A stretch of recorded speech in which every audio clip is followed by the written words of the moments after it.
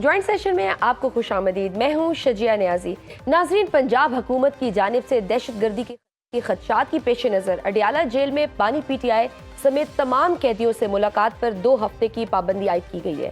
کیا ملاقات پر پابندی کا فیصلہ عدالتی احکامات کی خلاف ورزی تصور ہوگا؟ کیا سیکیورٹی خدشات کی آڑ میں عمران خان کو سیاسی طور پر تنہا کرنے کی کوشش کی جا رہی ہے؟ کیا شہباز حکومت کی معاشی سمت ٹھیک ہے؟ کیا نئے وزیر خزانہ کے آئی ایم ایف سے مذاکرات کامیاب ہوں گے؟ آئی ایم ایف کے پروگرام میں رہتے ہوئے مہنگائی کو کیسے کم کیا جا سکتا ہے؟ سینٹ کے ضمنی انتخابات میں پیپلز پارٹی اور جمعیت علماء اسلام کے درمیان تعاون کے ملکی سیاست پر کیا اثرات مرتب ہوں گے؟ ان سب پر ہم تفصیل سے بات کریں گے. ہمارے ساتھ موجود عدنان عادل صاحب، رانا مبشر، انیک ناجی، نصیر الدین نیر اینڈ ابوذر نیازی. رانا صاحب، آپ کی طرف آنا چاہوں گی. پنجاب حکومت کی جانب سے دہشت گردی کے خدشات کے پیش نظر اڈیالہ جیل میں بانی پی ٹی آئی سمیت تمام قیدیوں سے ملاقات پر 2 ہفتے کی پابندی کا فیصلہ درست ہے؟ دیکھیں، یہ تو جو انٹیلیجنس شیئرنگ ہوئی ہے، جتنی انٹیلیجنس کے ادارے ہیں ان میں ایک نہیں ہے، تقریباً کو 13-14 انٹیلیجنس کے ادارے ہیں جنہوں نے یہ انٹیل دی تھی، انفارمیشن دی تھی، اور انفارمیشن شیئر کی گئی اور سب نے انفارمیشن یہ شیئر کی، کیونکہ انیشلی یہ 2-3 اداروں کی طرف سے یہ انفارمیشن آئی تھی. اور وہ شیئرنگ یہ ہوئی کہ جناب کوئی نہ کوئی ایسا کوئی انسیڈنٹ ہو سکتا ہے، خدا نخواستہ، جو کہ اڈیالہ جیل میں ہو سکتا ہے.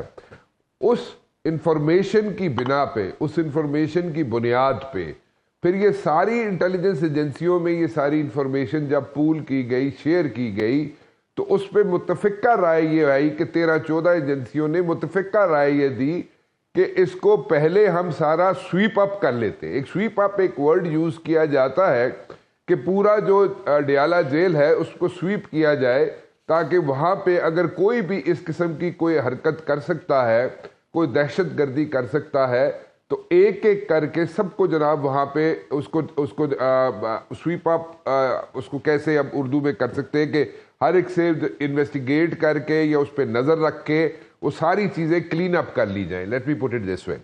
تو وہ سارا کلین اپ کر کے اس کے بعد آئی پرسنلی تھنک کہ 2 ہفتے کا ٹائم دیا گیا ہے. 2 ہفتے سے پہلے ہی میرا ذاتی خیال یہ ہے کہ اجازت ایک مرتبہ پھر مل جائے گی اور عمران خان سے جتنے لوگ ہیں پی ٹی آئی کے، وہ ایک مرتبہ پھر ملاقات کر سکیں گے.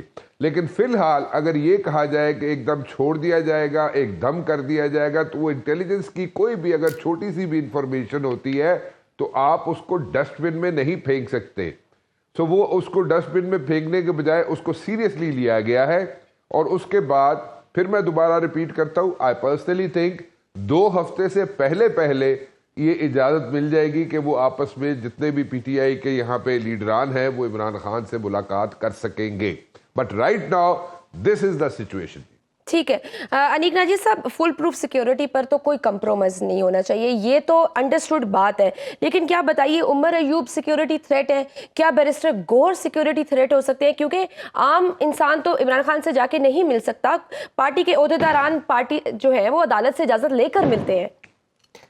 دیکھیے، جہاں تک سیکیورٹی کے معاملات ہیں، اگر اس طرح کی کوئی بات ہے تو وہ جو لوگ اس کام پر، یعنی سلامتی کے جو ذمہ دار ادارے ہیں، جو پروفیشنلز ہیں، وہ پابند نہیں ہیں کہ وہ اپنی انفارمیشن یا وہ ایویڈنس ہم سے اس وقت شیئر کریں اگر انہوں نے کوئی ڈیسیجن لیا ہے. تو ایک تو سیکیورٹی اگر معاملات ہیں تو اس پہ تو بالکل ہی ہم یعنی یہی کہہ سکتے ہیں کہ کسی طرح کا رسک نہیں لیا جا سکتا، کیونکہ ہمیں ابھی الیکشنز مکمل ہوئے ہیں، حکومت بننے کا ایک پارلیمنٹ بنی ہے، حکومت بنی ہے، ہمیں اسٹیبلٹی چاہیے. خدا نخواستہ ہمارے مطلب ظاہر ہے کہ پیچھے اس طرح کے تلخ واقعات موجود ہیں، تو دہشت گردی کے حوالے سے، سیکیورٹی کے حوالے سے ہمیں رسک نہیں لینا چاہیے، نہیں لے سکتے.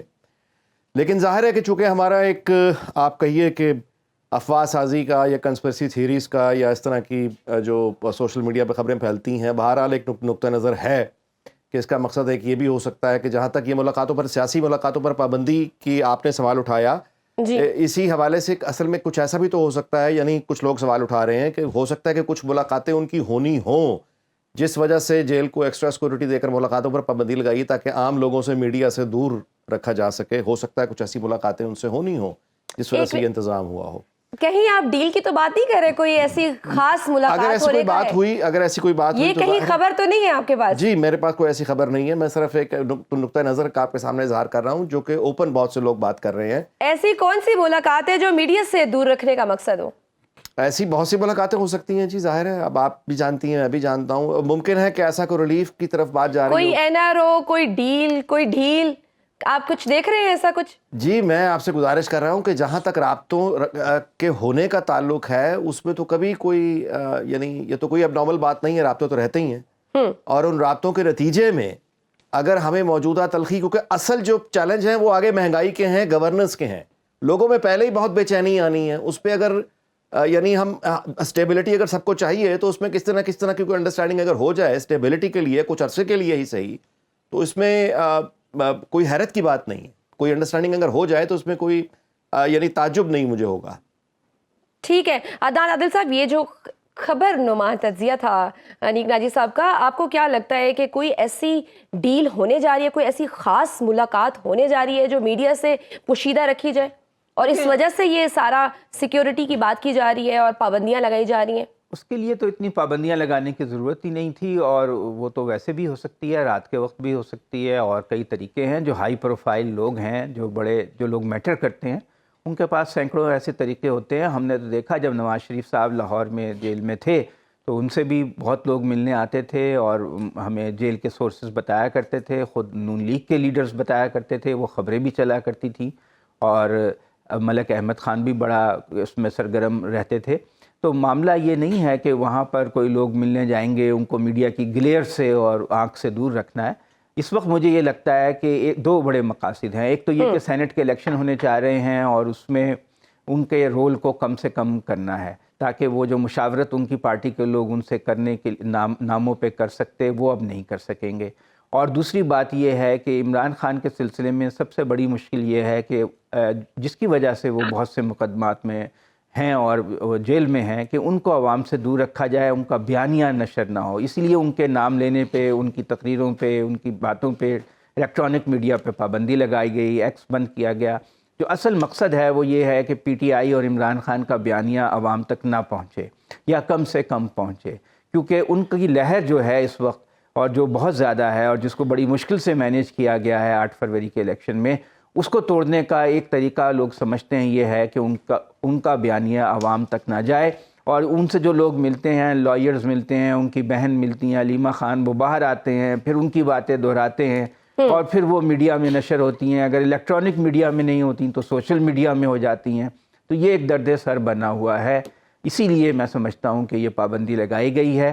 باقی جو بات چیت ہے وہ تو چلتی رہتی ہے. مجھے نہیں لگتا ہے کہ کوئی احتجاجی سیاست جو کہ ان کا ایک خاص وہ ہے وصف ہے پی ٹی آئی کا اور عمران خان کا, وہ اس سے پیچھے ہٹیں گے. مجھے تو لگ رہا ہے کہ ماحول کی تلخی جو ہے برقرار رہے گی اور وہ جو احتجاجی سیاست کر رہے ہیں وہ اسی طرح کرتے رہیں گے. ٹھیک ہے. ابوذر, یہ جو کمیونیکیشن چین ہے, کیا اس کو توڑنے کے لیے پابندی لگائی گئی ہے, عوام تک عمران خان کا پیغام نہ پہنچایا جا سکے؟ کیونکہ سیکیورٹی چیلنجز تو پورے ملک میں ہیں اور کہاں نہیں سیکیورٹی تھریٹس. تو آپ کیا کہیں گے کہ اس پابندی کے پیچھے کیا کوئی پولیٹیکل موٹیوز ہیں؟ دیکھیں, میں سیکیورٹی کا ایکسپرٹ تو نہیں ہوں, لیکن تھوڑی بہت سمجھ تو انسان کو ہوتی ہے. اگر وہاں پہ کسی اٹیک کا خطرہ ہے تو اس کے اندر جانے والے ایک ان آرمڈ پولیٹیشین کو, جس کے ہاتھ میں ایک پینسل یا ایک کاغذ کا ٹکڑا ہو, یا ایک وکیل جس کے پاس صرف پین یا کاغذ کا ٹکڑا ہو, اگر ان کے جانے سے کوئی سیکیورٹی کمپرومائز ہوتی ہے تو یہ میری سمجھ سے باہر ہے. مجھے اس چیز کی سمجھ نہیں آ رہی.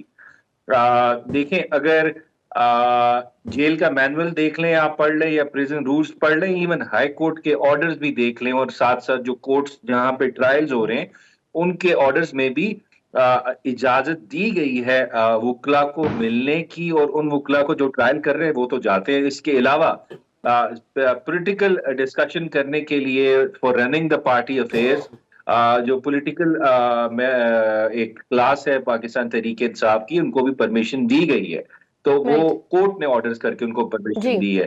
لیکن اٹ سیمز لائک, دیکھیں, اگر بیک گراؤنڈ جو آپ کا سوال تھا پہلا والا, کہ जिस तरह तोशाखाना का ट्रायल हुआ, फिर साइफर का हुआ, फिर इद्दत केस का हुआ, बंद कमरों के पीछे जिसमें प्रोसीजर की वायलेशन थी, जो बुनियादी हकूक थे उनकी वायलेशन थी और कन्विक्शन सिक्योर की गई without coverage of the media, proper जो कवरेज होती जिस तरह एक ओपन कोर्ट में होती है। ये अगर बैकग्राउंड आप पीछे रखें तो ये जो अब खत आया है सामने, ये मुझे उसी की कड़ी लगती है कि target at the end of the day है ये है कि जो आवाज है, पैगाम है, जो डिफरेंट मीडियम्स के थ्रू चला जाता है, फैमिली के थ्रू, लॉयर्स के थ्रू, जो पॉलिटिकल क्लास है उसके थ्रू, उसको रोका जाए। मुझे तो इसमें इसके अलावा कोई चीज नजर नहीं आ रही। और एक चीज मैं आपको इसमें साथ ऐड कर दूं, मेरी इंफॉर्मेशन जो है उसके मुताबिक काफी दफा कहा गया कि बनी गाला को सब जेल डिक्लेयर करके आपको वहां भेज देते हैं, लेकिन वो जिद है कि नहीं, मैंने अडयाला में रहना है, मुझे वीआईपी ट्रीटमेंट नहीं चाहिए। जी सही। नैयर साहब, क्या मुलाकातों पर पाबंदी का फैसला अदालती हुक्मात की तौहीन तस्वर होगा? क्योंकि पीटीआई की लीडरशिप कहती है कि हम तो इजाज़त लेकर आए हैं बाकायदा अदालत से। सिर्फ अदालती अहकामात ही बुनियादी हुकूक की भी खिलाफ वर्जी है। हर प्रिजनर को या अंडर ट्रायल प्रिजनर को यह हक हासिल है कि हफ्ते में एक बार अपने अजीज़ो कारब से मुलाकात कर ले।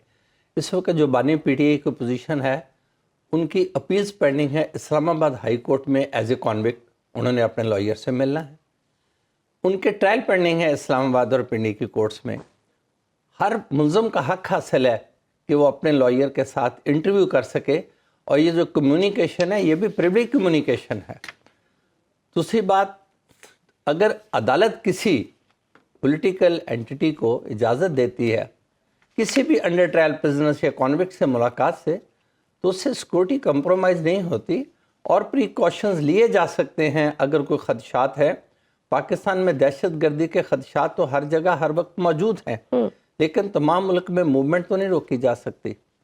जो दो आदमी मिलना चाहते हैं, जो जिक्र कर रहे हैं हमने मिलना है, कम अज़ कम उन्हें तो बतौर सस्पेक्ट नहीं लिया जाना चाहिए। एक जनाब उमर अयूब साहब हैं, दूसरे गौहर खान साहब हैं।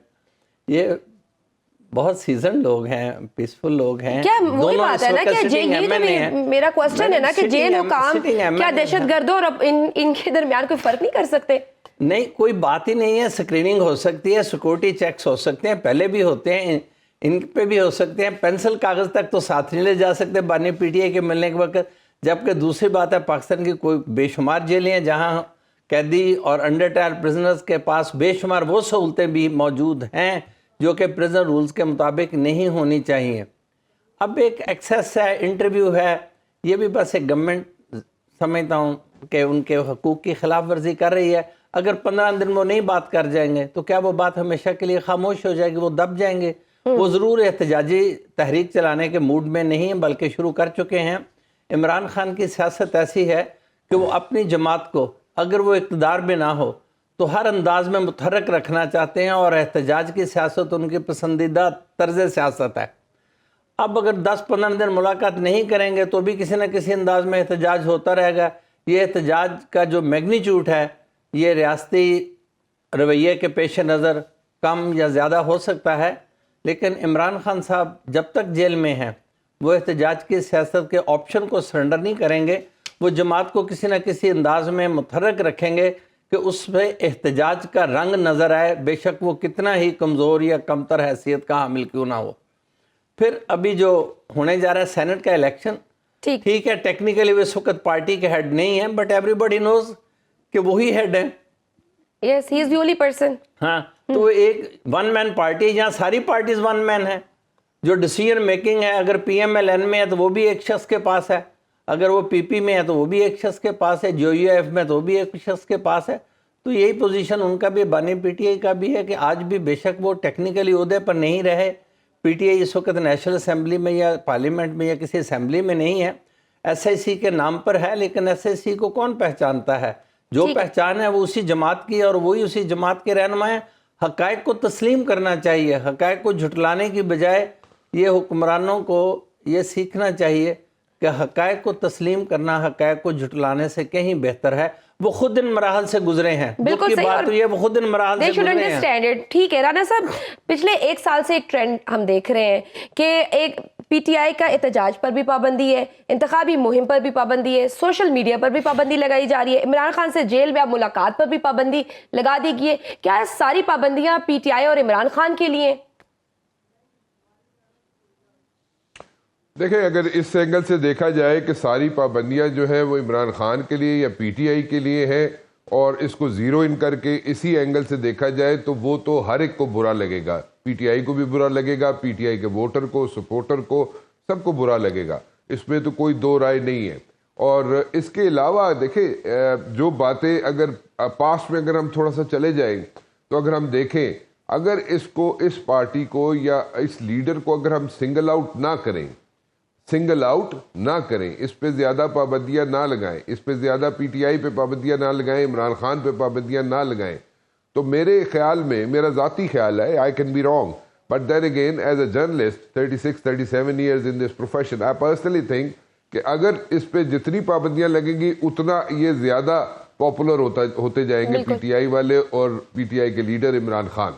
سو اگر یہ نہ کیا جائے اور کسی اور طریقے سے اگر جو بھی پریکاشنری میئرز لینے ہیں دیٹ از سیپریٹ, اگر یہ نہ پابندیاں لگائی جائیں, نہ سنگل آؤٹ کیا جائے, نہ زیرو ان کیا جائے عمران خان پہ, تو things would have been different at this particular stage. یہاں پہ حالات مختلف ہوتے.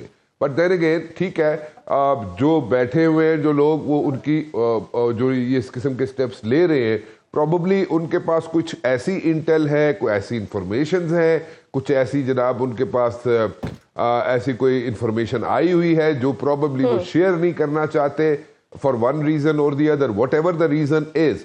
اگر وہ کسی حد تک, میں نہیں کہہ رہا کہ منو من 100% شیئر کر لی جائیں, لیکن کسی حد تک اگر شیئر کر لی جائے تو ہو سکتا ہے کہ یہ ٹینشن جو ہے, یہ پابندیاں جو ہے جو لگائی جا رہی ہیں, اس میں کوئی ریزن شاید مل جائے لوگوں کو. لیکن میرا نہیں خیال کہ جس طریقے سے اس وقت پابندیاں لگائی جا رہی ہیں وہ کوئی اچھا پازیٹیو امپیکٹ کریٹ کر رہی ہیں. These things could have been handled in a very different way, in a very subtle way. وہ سٹل وے کیا ہے, اس طریقے سے اگر ہینڈل کیا جاتا پی ٹی آئی کو یا عمران خان کو, تو میں پھر دوبارہ ریپیٹ کرتا ہوں, things would have been very different. لیکن اس دیکھیں 9% پہ گراف تھا, 7%, 9% پہ گراف تھا جب پی ٹی آئی کی حکومت گئی تھی, ٹھیک ہے, جب نو کانفیڈنس موو ہوئی تھی, اس وقت گراف کتنا گرا ہوا تھا پی ٹی آئی کا, ٹھیک ہے. اس کے بعد جو کچھ ہوا اس میں گراف اوپر گیا, بالکل, اس کے ملٹیپل ریزنز ہیں, بالکل صحیح, ان کی مقبولیت میں اضافہ ہی ہوا ہے. جی ہاں, اس میں ملٹیپل ریزنز ہیں, اس میں غلطیاں بھی ہیں. میں یہ نہیں کہہ رہا کہ عمران خان کی یا پی ٹی آئی والوں کی غلطیاں نہیں ہیں, ٹھیک ہے غلطیاں بھی ہیں, لیکن اس کو بھی ہم کئی مرتبہ ڈسکس کر چکے ہیں. اگر پی ٹی آئی جناب اگر بیٹھی ہوتی نیشنل اسمبلی میں نو کانفیڈنس موو کے بعد, تو آج سچویشن ڈیفرنٹ ہوتی. اپنی حکومتیں نہ توڑتے پنجاب میں کے پی کے میں, تو آج سچویشن ڈیفرنٹ ہوتی. 16 ماہ کی حکومت جو پی ڈی ایم کی بنی, اس میں اگر یہ لوگ اسمبلیوں میں ہوتے پی ٹی آئی والے, تو آج things would have been totally different. لیکن وہ غلطیاں ہیں, ٹھیک ہے.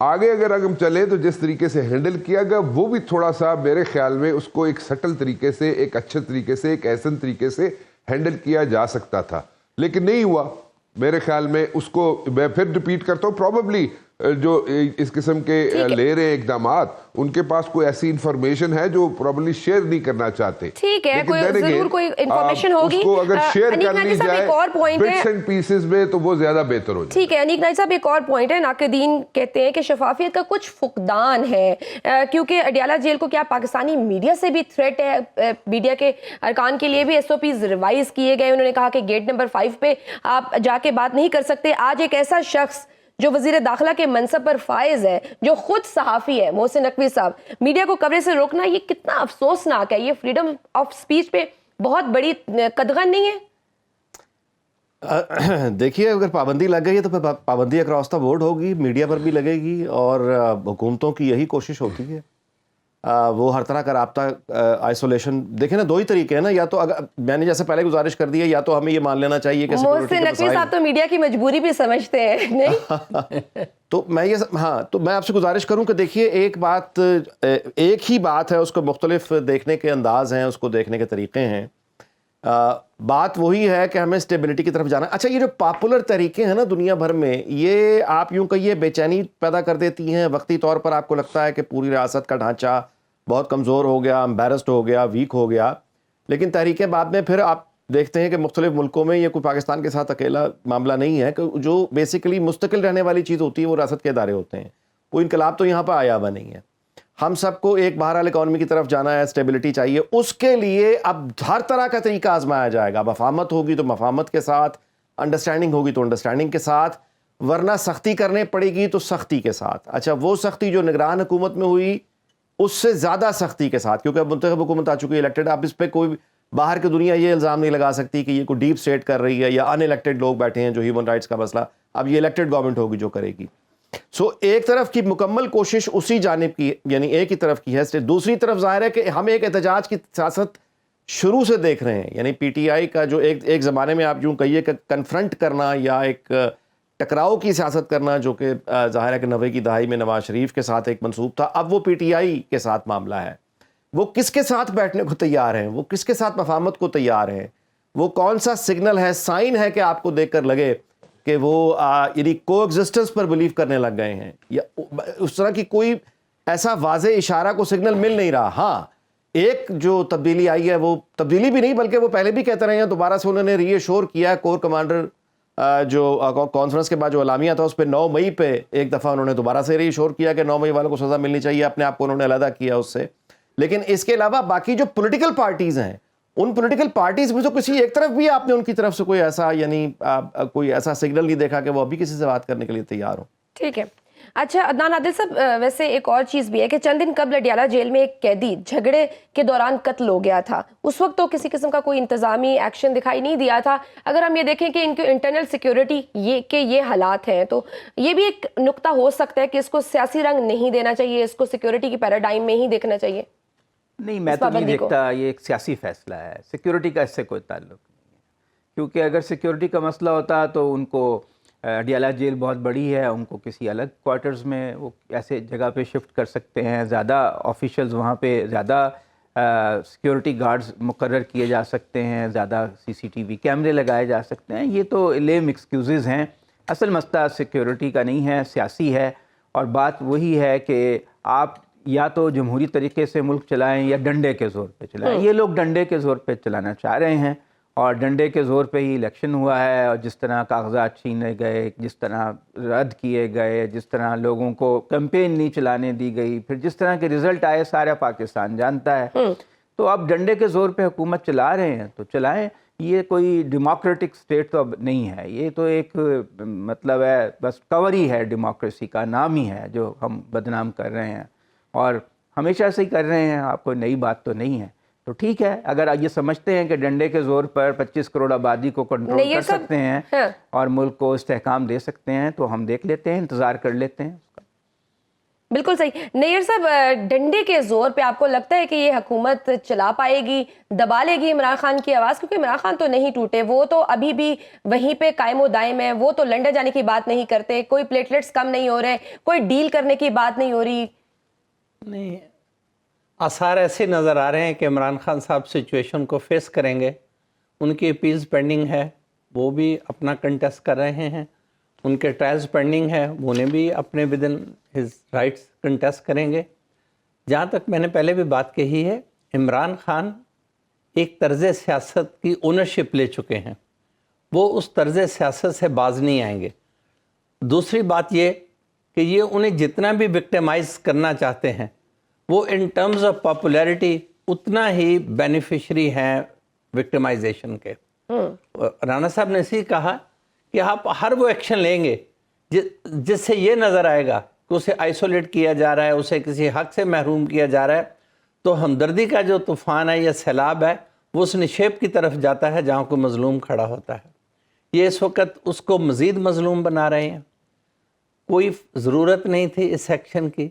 यहाँ हाई सिक्योरिटी प्रिजन्स पहले भी मौजूद हैं, कोट लखपत में मौजूद है, साहिवाल में मौजूद है। आप अडियाला के इतने माह से वो वहाँ मुकीम हैं, अडियाला के किसी भी एक कॉर्नर को हाई सिक्योरिटी प्रिजन में कन्वर्ट कर दें। मैं एक और बात कर दूँ, प्रिजन में یہ کہہ رہے ہیں نا 2 MNS کی وزٹیشن کی بات نہیں ہے, روزانہ سینکڑوں پریزن امپلائیز جو ایک کانسٹیبل سے لے کے سپرنٹینڈنٹ تک ہوتے ہیں, ان کی فری موومنٹ ہو رہی ہوتی ہے پریزن کے اندر اور باہر. دیکھیں آپ یہ دیکھیں عمران خان کے اوپن ٹرائلز نہیں ہوئے, اسی وجہ سے نہیں ہوئے کہ سیکیورٹی کے خدشات تھے, جیل میں یہ سارے ٹرائلز ہوئے. تو عمران خان صاحب کہاں پہ اب محفوظ ہے اگر وہ جیل میں بھی غیر محفوظ ہے؟ تو یہ ذمہ دار کون ہے جس کی کسٹڈی میں ہے عمران کی حفاظت, اس کی ذمہ داری ہے. اگر کچھ ہوا تو کون ذمہ دار ہوگا؟ جن کی کسٹڈی میں کچھ نہیں ہوگا, یہ صرف اسے پولیٹیکلی ایکسکمیونیکیٹ کیا جا رہا ہے. کچھ عرصہ بعد یہ ساری چیزیں, اگر آج عمران خان کی جو احتجاجی تحریک ہے یہ کوئی مومنٹم نہیں پکڑتی تو یہ ایسا ایسا شاید اوپن ٹرائل بھی شروع ہو جائے. ٹھیک ہے, ہم لیں گے ایک چھوٹی سی بریک کے بعد پاکستان کے معاشی حالات پہ ہم بات کریں گے. دیکھتے رہیے joint session. Welcome back to joint session. Rana صاحب, معاشی صورتحال پر بات کرنے سے پہلے ایک بڑی ڈرامائی ڈیولپمنٹ ہوئی ہے آج.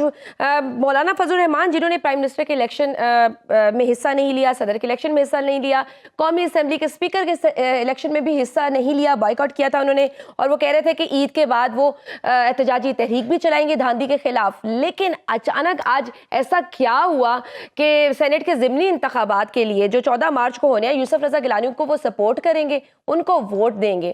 تو یہ برف کیسے پگھلی؟ کیا مولانا صاحب سسٹم میں واپس آ رہے ہیں؟ آپ کو پتہ نہیں برف واقعی پگھل گئی ہے. پہلے تو مولانا صاحب کہتے تھے کہ 8 فروری کو موسم نے کیا تبدیلی لے کر آیا ہے. موسم میں تبدیلی یہی آئی ہے کہ آہستہ آہستہ موسم ٹھیک ہونا شروع ہو گیا ہے. لیکن ویسے تو بارشوں کا موسم چل رہا ہے رانا صاحب. نہیں, برف کا نہیں, وہ تو رم جھم برسات ہونے ہی جا رہی ہے نا. وہ تو بارشوں کا موسم نہ کہیں اس کو آپ, تو وہ تو بڑا اچھا موسم ہوتا ہے نا. وہ مولانا صاحب کو بہت پسند ہوگا وہ موسم. لیکن آن اے سیریس نوٹ, یہ تو چلے this was on the lighter side, لیکن آن اے سیریس نوٹ مولانا صاحب جو ہے بیسیکلی ایک پیپلز پارٹی کی بہت اہم شخصیت ہے. میں ان کا نام نہیں لوں گا, میری بڑی اچھے میرے ان سے تعلقات ہیں, بہت اہم شخصیت ہے. میں ان کے ٹاپ ناچز کی بات کر رہا ہوں. اچھا, تو جب یہ سارا سلسلہ شروع ہوا ابھی تقریباً 10-15 روز پہلے, تو میں نے ان سے گزارش کی, میں نے کہا جی یہ مولانا صاحب کو کیا ہو گیا, آپ لوگوں کے یعنی کہ پیپلز پارٹی والوں کے یا آصف زرداری صاحب کے بڑے اچھے دوست تھے, وہ بڑی اچھی ان کے ساتھ دوستی ہے, بڑی اچھی ان کے ساتھ گپ شپ ہے, فرینکنیس ہے بہت, ٹو بی ویری آنیسٹ. تو میں نے کہا کیا ہوا؟ انہوں نے کہا کہ, اور میں نے کہا اپوزیشن میں چلے گئے اور اس طرح سب کچھ, یہ اب جائیں گے عید کے بعد سڑکوں پہ بھی نکلیں گے, تو یہ کیا ہو رہا ہے؟ انہوں نے کہا آپ انتظار کریں رانا صاحب, دیکھیں مولانا صاحب کتنا عرصہ اپوزیشن میں رہتے ہیں. میں نے کہا کیا مطلب؟ کہتے ہیں مولانا صاحب اپوزیشن میٹیریل نہیں ہے, یہ پیپلز پارٹی کے ٹاپ ناچ نے مجھے شیئر کیا. میں نے کہا جی اب چلیں ٹھیک ہے, آپ کہتے ہوں گے تو ٹھیک ہے, کیونکہ آپ کے ساتھ بڑا ٹائم گزارا ہے انہوں نے. But then again he is very annoyed, he is very upset کہ جناب ان کے ساتھ جو کچھ ہوا, ان کے مطلب کہ قریبی ساتھی جو ہے بیٹا یہ وہ, ان کے جناب سیٹیں نہیں نکلی وہاں سے. He is very upset about it. اور ان کا مولانا صاحب is not a opposition material, اور ہم دیکھتے ہیں کتنا عرصہ مولانا صاحب رہتے ہیں اپوزیشن میں یا اپوزیشن کا کردار ادا کرتے ہیں. دس is people's party telling me, میں ٹاپ ناچ کی بات کر رہا ہوں, ٹیئر 1 کی جو لیڈرشپ ہے پیپلز پارٹی کی, اس کی بات کر رہا ہوں وداؤٹ نیمنگ اینی ون, اور میں ان کی بات کر رہا ہوں. اب آپ خود دیکھ لیں یوسف رضا گیلانی صاحب کون ہے. یوسف رضا گیلانی پرائم منسٹر رہ چکے ہیں, یوسف رضا گیلانی صاحب کئی مرتبہ جا چکے ہیں گھر بھی مولانا صاحب کے, اور جب یوسف رضا گیلانی صاحب پرائم منسٹر تھے اس وقت بھی مولانا صاحب سے بڑے اچھی ان کے تعلقات تھے. اور کیا یوسف رضا گیلانی صاحب ہی تو نہیں ہے نا صرف, پیچھے کون ہے؟ پیچھے تو آصف زرداری صاحب ہیں. یوسف رضا گیلانی کے پیچھے کون ہے؟ آصف زرداری صاحب. تو آصف زرداری صاحب مطلب کہ اگر کہا جائے کہ ایک مرتبہ پھر جو ہے ایک اس میں آ رہے ہیں, ان ہو رہے ہیں, تو میرے خیال میں غلط نہیں ہوگا, کیونکہ انہوں نے کافی چیزیں ایسی کی ہیں آصف زرداری صاحب نے جو میرے خیال میں کسی اور سیاستدان نے نہیں کی. ہم نے بہت کچھ دیکھا, بڑے اپس اینڈ ڈاؤنز دیکھے. JIT بنی, آصف زرداری صاحب کو جناب انہوں نے کہا جی اب ختم ہوگی سیاست, لیکن وہ جناب پھر اس کے بعد کچھ اور بن گیا, کچھ اور کیس بن گئے, کچھ یہ ہو گیا وہ ہو گیا. اس سے پہلے 10-11 سال اندر رہ چکے, لیکن وہ اسٹرائک بیک کرتے ہیں. He has the ability, Asif Zardari has the ability to strike back. Right. اب وہ کیا منطق ہے, کیا گدڑ سنگھی ہے, وہ تو آصف زرداری صاحب کے پاس ہی ہے, وہ اور کسی کے پاس نہیں ہے. اور اگر یہ دیکھا جائے تو میرے خیال میں مولانا صاحب کی اگر بات کی جائے, ٹھیک ہے, زرداری صاحب has ability to strike back, لیکن سوال یہ کہ کیا شہباز شریف بھی اسٹرائک بیک کر سکیں گے؟ انیک ناجی صاحب, شہباز شریف نے کل وفاقی کابینہ سے پہلا خطاب کیا, ملکی معاشی حالات پر بات کی بڑی تفصیل سے. انہوں نے ایک بڑی انٹرسٹنگ بات کی کہ ریٹیلرز کے بجائے ہول سیلرز پر ٹیکس لگایا جائے, جبکہ آئی ایم ایف تو بہت عرصے سے کہہ رہا ہے کہ آپ جو ہے نا ریل اسٹیٹ اور ریٹیلرز پہ ٹیکس لگائیں. تو یہ چل پڑے گا معاملہ ان دونوں کا, یہ کانٹرڈکشن ہے؟ دیکھیں جی, یہ جو ان کے ارادے ہیں یہ تو آپ یوں کہیے کہ اگر اس ملک کی اشرافیہ پہ یا کاروباری طبقے پہ یا تجارتی جو ہمارا پورا طبقہ ہے, دکانداروں کا پورا ایک طبقہ ہے, یہ اگر ہماری جو بنیادی طور پہ بلیک اکانومی جس کو کہا جاتا ہے اس کو اگر یا انفارمل اکانومی کہا جاتا ہے, یہ بہت بڑا ہیوج ٹاسک ہے, یہ کوئی معمولی بات نہیں ہے. اور نہ ہی میں سمجھتا ہوں کہ اس حکومت میں اتنا دم ہے کہ یہ اپنے طور پہ اتنا بڑا کام قدم کر سکتی ہے. ہاں, لیکن اگر اس کو ریاست کے تمام اداروں کی حمایت حاصل ہو تو ان تمام یہ جو میں نے بیان کیا ہے اس کا کچھ حصہ یا کچھ فیصد جو ہے وہ اچیو کیا جا سکتا ہے, جس میں سے اشارہ ایک آپ نے ابھی کیا ہے. میں سمجھتا ہوں کہ اس طرح کے بنیادی جو ہے وہ یہ صرف مہنگائی کر کے ایک حد تک ہی آپ کر سکتے ہیں. کہیں نہ کہیں پھر ظاہر ہے کہ law and order situation create ہونا شروع ہو جاتی ہے. تو ٹیکس نیٹ میں جب باقی عام لوگ یعنی جو میرے اور آپ کے جیسے لوگ ہیں, جب ان کے سامنے یہ مثالیں قائم ہوں گی کہ حکمران طبقہ بھی اب کچھ اس کی یعنی پرائز پے کر رہا ہے, تو پھر ایک جنرل ایک یعنی آپ کہیے کہ ایک پیرٹی کا, ایک برابری کا احساس کم از کم ہوتا ہے. اور ہماری جو چیلنجز ہیں, ہماری جو ایبسلوٹ ویسٹ آف بجلی ہے, ہمارے پورے تاجر طبقے کے کام کرنے کے جو اوقات کار ہیں جن میں ہم کام کرتے ہیں, ورکنگ ہیبٹس جنہیں کہا جاتا ہے, اس کو پھر اس کے بعد ٹیکس نیٹ میں آنے کی, یہ ساری یہ جڑی ہوئی ہیں چیزیں ایک دوسرے سے. لیکن اس کے بغیر دیکھیں جو ہے نا مکمل چوری کا خاتمہ ہو جانا, یہ تو کسی بھی سرمایہ دار یعنی کیپٹلسٹ نظام میں بڑا مشکل ہے. امریکہ میں, برطانیہ میں بھی نہیں ہو سکا. لیکن یہ ہے کہ یہ جو بالکل اندھا دھند لوٹ مار ڈکیتی ہمارے ہاں ہے, یہ تو ختم ہو. یعنی کرپشن بھی ایک حد تک ہو تو قابل برداشت رہتی ہے. ہمارے ہاں تو یعنی بلیک اکانومی کا سائز ہی اب کہتے ہیں وائٹ اکانومی سے بڑا ہو گیا, یہ غلط ہے. سو یہ اس پر گرپ کیسے کرنی ہے؟ ظاہر ہے کہ ہمارے ہاں تو ایک آپ کے علم میں ہے کہ ناجائز زمین پہ ناجائز قبضہ بھی کر کے ایک بندہ کھوکھا بھی لگا کے بیٹھا ہو تو آپ اس سے وہ تجاوزات خالی کرانے کی کوشش کریں, مرنے مارنے پہ اتر آتا ہے. تو جہاں پہ اب یہ اتنی بڑی یعنی طبقہ ہے جس کو اب آپ ہول سیلرز ہوں یا وہ باقی ٹریڈرز ہوں یا ریئل اسٹیٹ کے معاملات ہوں, ان کو ٹیکس نیٹ میں کس طرح سے شہباز شریف لے کر آتے ہیں, یہ ظاہر ہے صرف ان کی بس کی بات نہیں ہے. یہ ریاست کے جس طرح کہ ہمیں امید کرنی چاہیے کہ ایک نیا ون پیج کا ظہور ہو گیا, جیسے میں گزارش کرتا رہتا ہوں. اب اس کو ٹیسٹ ٹائم اب آیا ہے. اب دیکھتے ہیں کہ یہ دونوں ہاتھ میں ہاتھ ملا کے کس طرح سے جو بڑی مچھلیاں ہیں, جو بڑے آپ کہیں لوگ جو بچے ہوئی ہیں ٹیکس سے, ان کو کس طرح سے ٹیکس نیٹ میں اگر یہ کام کرنے میں کامیاب ہو گئے, میں گزارش کر رہا ہوں کہ آدھا بھی کامیاب ہو گئے تو بھی ہماری بڑی کامیابی ہوگی. بالکل ٹھیک. عدنان عادل صاحب, کہا جاتا ہے کہ ریٹیلرز یا ٹریڈرز یہ مسلم لیگ نون کا سپورٹ بینک ہے, ووٹ بینک ہے. تو آپ کو لگتا ہے کہ کیا یہ ان کی مخالفت کر کے اپنے ووٹ بینک کو بچایا جا رہا ہے؟ کیونکہ مفتیٰ اسماعیل کے دور میں بھی مریم نواز صاحبہ نے ایک ٹویٹ کی تھی ریٹیلرز کے کہ ان پہ ٹیکس نہ بڑھایا جائے. تو آپ کو لگتا ہے کہ اس طرح سے کرنے سے کیا ٹیکس نیٹ کو بڑھایا جا سکتا ہے؟ دیکھیں جی, ایک اندازہ یہ ہے کہ 30 لاکھ سے زیادہ بڑے ٹریڈرز ہیں, چھوٹے نہیں, مطلب درمیانے اور بڑے, اور صرف 30,000 جو ہیں وہ ٹیکس دیتے ہیں. کراچی کی جو لیاقت آباد کی مارکیٹ ہے اس سے جمع ہونے والا ٹیکس پاکستان لاہور کی تمام مارکیٹوں سے جمع ہونے والے ٹیکس سے زیادہ ہے. تو ٹیکس ایویژن تو بہت ہے, لیکن ان کے اوپر ٹیکس لگانا اور ان سے ٹیکس وصول کرنا کوئی آسان کام نہیں. جنرل مشرف نے بھی لگایا تھا آتے ہی, اور پھر انہیں ریٹریٹ کرنا پڑا تھا, واپس ہٹنا پڑا تھا. اسی طرح آصف زرداری صاحب جب صدر تھے پیپلز پارٹی کے دور میں تو جی ایس ٹی امپوز کرنے کی کوشش کی گئی, انہیں بھی وہ اقدام واپس لینا پڑا. اور اب جو مفتاح اسماعیل نے لگایا ایک فکس ٹیکس, اس کو بھی مریم نواز نے مخالفت کی اور واپس لینا پڑا. اب اگر یہ اس کو لگاتے ہیں تو ہڑتالیں شروع ہو جائیں گی اور بہت پروٹیسٹ ہوگا. مجھے نہیں لگتا کہ یہ کس طرح پہلے ہی بہت ان پاپولر ہیں, کس طرح مینیج کریں گے. لیکن یہ کام کیے بغیر معیشت آگے چل نہیں سکتی. ان کو کوئی نہ کوئی طریقہ ایسا ڈھونڈنا پڑے گا کہ یہ کام کریں, چاہے وہ شاپ کیپرز ہوں, ہول سیلرز ہوں, ریٹیلرز ہوں, بڑے بڑے سٹورز ہیں جن کی لاکھوں روپے کی روزانہ کی سیل ہے بالکل ٹھیک۔ اور وہ چند ہزار روپے ٹیکس دیتے ہیں، سیلریڈ کلاس پہ سارا بوجھ ہے، ان کی تنخواہ سے پہلے ہی بالکل ٹیکس کٹ ٹھیک۔ جاتا ہے۔ آئی ایم ایف کا ڈیلیگیشن بھی آج پاکستان پہنچ رہے ہیں۔ سوال یہ کہ کیا نئے وفاقی وزیر سے آئی ایم ایف کے مذاکرات کامیاب ہوں گے یا نہیں، اس پہ ہم بات کریں گے چھوٹی سی بریک کے بعد۔ Welcome back to joint session.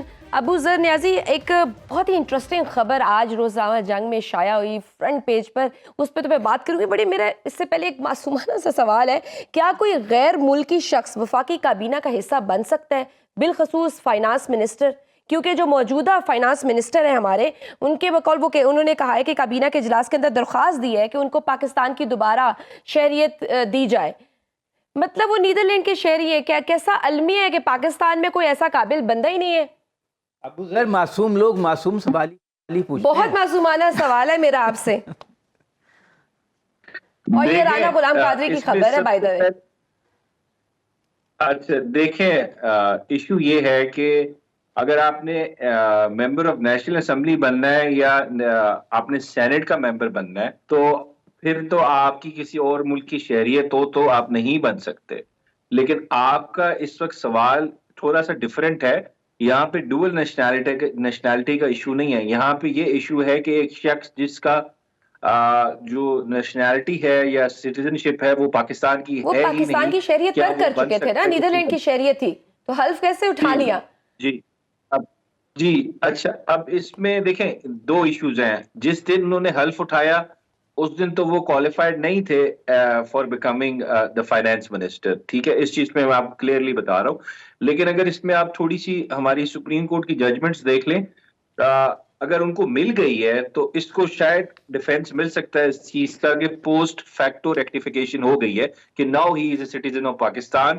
جو ان پہ ایک تلوار لٹک رہی تھی ڈسکوالیفیکیشن کی کہ وہ سٹیزن نہیں ہے، لیکن اب وہ بن چکے ہیں سٹیزن۔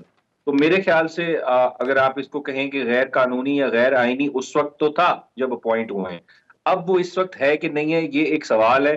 اگر کوئی کورٹ میں جاتا ہے چیلنج کرتا ہے تو اس کے پاس ڈیفینس ہوگا فائنانس منسٹر صاحب کے پاس کہ اب اس وقت میں پاکستان کا سٹیزن ہوں، جو اگر ڈسکوالیفیکیشن تھی وہ ختم ہو چکی ہے۔ مطلب یہ گرے ایریا ہے تھوڑا سا، اگر کوئی کورٹ میں جاتا ہے تو تب دیکھا جائے گا۔ بالکل صحیح۔ اچھا نیگر صاحب، قانونی طور پر وٹ ڈو یو سے کہ اگر تو یہ خبر ٹھیک ہے، درست ہے، کیونکہ ہم یہ تو جنگ کی خبر ہے جس کو میں کوٹ کر رہی ہوں، اگر آپ کو لگتا ہے وزیر خزانہ صاحب کو کہ یہ خبر درست نہیں ہے، وہ تردید کر سکتے ہیں، کلیئر کر سکتے ہیں۔ سپوز اگر یہ ٹھیک بھی ہے تو یہ کتنا افسوسناک بات ہے کہ پیراشوٹرز آ کے آپ کے پاکستان پہ قبضہ کر لیتے ہیں، سینٹ کے ممبر نہ بننا اور قومی اسمبلی کے ممبر نہ ہونا، لیکن پاکستان کی شہریت بھی نہیں ہے، جہاں تک لیگل بات اور آپ وزیر خزانہ بن لیگل گئے۔ بات ہے، کیا ڈیول نیشنلٹی ممکن ہے؟ ڈیول نیشنلٹی کے ساتھ بھی وہ پاکستان کی کسی اسمبلی کے ممبر نہیں بن سکتے۔ جب بھی وہ انتخاب کے لیے جائیں گے وہ ایک نیشنلٹی سرنڈر کر دیں گے اور پاکستان کی نیشنلٹی کو ایزیوم کر لیں گے اگر پہلے سے نہیں ہے۔ ہاں، جو دوسری بات ہے سیاسی اعتبار سے کہ پاکستان کو وہ فائنینشیل ایکسپرٹس کیوں نہیں ملتے، تو یہ نصف صدی کا قصہ ہے، 2-4 برس کی بات نہیں۔ شعیب صاحب سے لے کے آج تک جتنے بھی فائنینشیل ٹیمز کے ہیڈز آئے ہیں وہ کیسی نہ کسی طور اجنبی تھے ملک میں۔ جب وہ آئے انہوں نے فائنانس کو رن کرنے کی کوشش کی، ناکام ہوئے یا کامیاب ہوئے۔ میں صرف اتنا جانتا ہوں کہ پاکستان میں ترقی نہیں آئی، غربت آئی ہے۔ ہم نے دنیا بھر سے ایکسپرٹ، بینکر، اکانومسٹ تلاش کر لیے ہیں، زیادہ انحصار ہمارا بینکرز پر ہوتا ہے، اور نقطہ نظر صرف یہ اتنا ہوتا ہے کہ کون سا ایسا بینکر فائنانس منسٹر ہو جو دنیا کے اداروں سے اچھے طریقے سے لون لے سکے، انہیں ریسکیجول کروا سکے، ان کی قسطیں آگے پیچھے کر سکے۔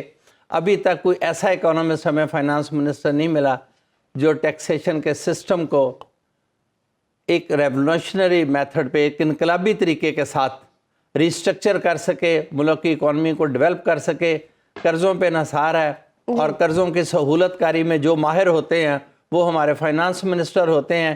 ابھی بھی وقت آنے والا ہے، اگر وہ آئی ایم ایف کے ساتھ معاملات بہتر ہو گئے تو یہ ان کی پہلی کامیابی سمجھی جائے گی۔ یہ ہمارے ملک کی نہیں 25 کروڑ عوام کی بد نصیبی ہے کہ ہم قرضہ لینے میں کامیابی کو اپنے ملک کی کامیابی سمجھتے ہیں۔ کاش ہم اپنے وسائل پہ انحصار کو اپنی کامیابی سمجھتے، اور ہماری کامیابی کا دار و مدار، آج کسی 2 صاحبوں نے کہا ہم تنخواہ نہیں لیں گے، بھی آپ کے 2 افراد کے تنخواہ لینے سے کوئی فرق نہیں پڑتا. بالکل، ایکسپینس کم بالکل، کریں, یہ پریزیڈنسی کا ایکسپینس 0 کریں. اور الوی صاحب کو سرکاری گھر الاٹ کر دیا گیا ہے. ویسے وزیر خزانہ کو نا وزیر قرضہ کہنا چاہیے. بالکل. رانا صاحب ماہر یہ حصول تیسرے قرضہ بینکر جات ہوں گے. نہیں, وزارت کا نام ہونا چاہیے ماہر حصول قرضہ جات. لاسٹ 30 سیکنڈز ہے رانا صاحب, یہ تیسرے بینکر ہوں گے پچھلے 25 سال کی تاریخ میں. پہلے شوکت عزیز, شوکت ترین صاحب تھے, اب یہ محمد اورنگزیب صاحب آ گئے. یہ بینکر کا تجربہ آپ کو کیا لگتا ہے کہ یہ کامیاب ہوگا؟ میرے خیال میں اگر if there is some true banker, اگر اچھا بینکر ہو تو I personally think nothing like it. اور وہ فکس کر سکتا ہے اکانومی کو, لیکن یہ کہا جائے کہ پرماننٹلی فکس ہو جائے گی اکانومی, یہ میرے خیال میں بہت بڑا خواب ہوگا. ایسا نہیں ہو سکتا, کیونکہ اس وقت کسی بھی لیڈر کے پاس, چاہے جو بھی لیڈر ہو, اس کے پاس اکانومی کو فکس کرنے کا کسی کے پاس کوئی پلان نہیں ہے. اور وہ اگر کہے بھی تو میرے خیال میں بہت شکریہ ناظرین, ہمارے پروگرام کا وقت ختم ہوا. آپ نے سنی, اپنی رائے سے ضرور آگاہ کیجیے گا. مجھے دیجیے اجازت, اللہ حافظ.